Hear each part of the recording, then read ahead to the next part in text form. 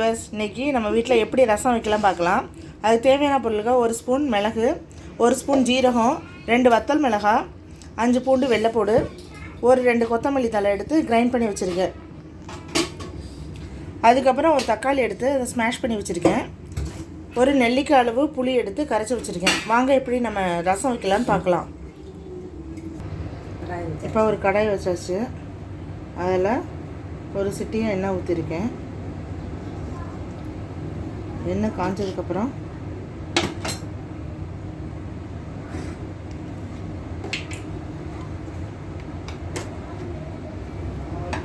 எண்ணெய் காஞ்சிச்சு.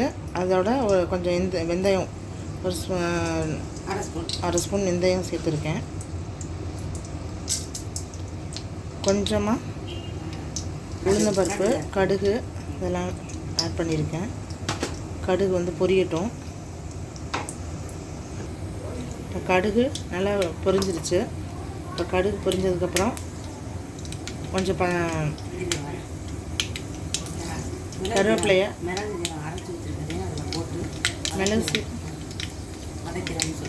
மிளகு சீரகம்லாம் அரைச்சி வச்சுருக்கோங்களோ அதெல்லாம் எடுத்து எண்ணெயில் போட்டு நல்லா வதக்கி விட போகிறோம்.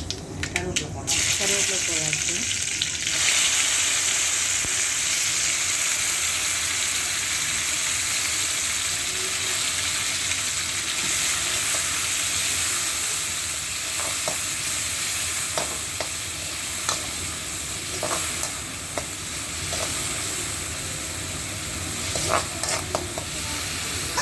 தக்காளியும் நம்ம எடுத்து வச்சுருக்கோம். அதை தக்காளியும் போட்டு நல்லா வதக்கி விடுறோம்.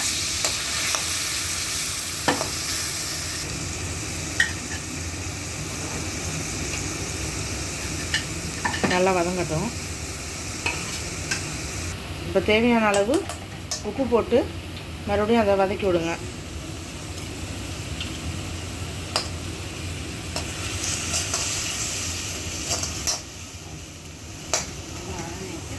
நல்லா வதங்கிடுச்சு.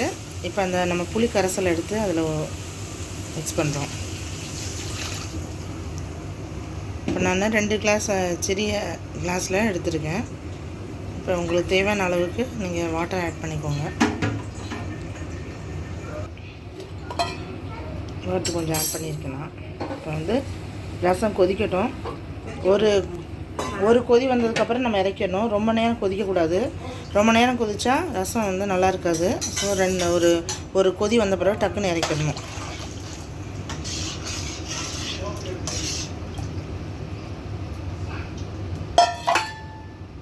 இப்போ கொஞ்சம் நேரம் வச்சுருக்கலாம், ஒரு கொதி வர்ற வரைக்கும்.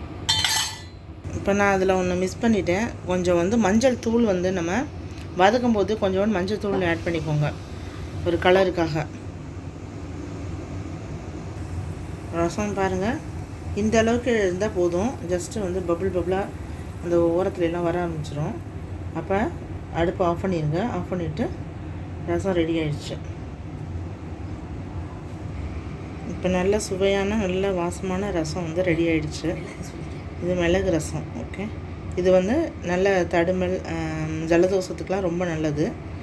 இது வந்து வாரத்துக்கு ஒரு முறை ரசம் வச்சு சாப்பிடுங்க.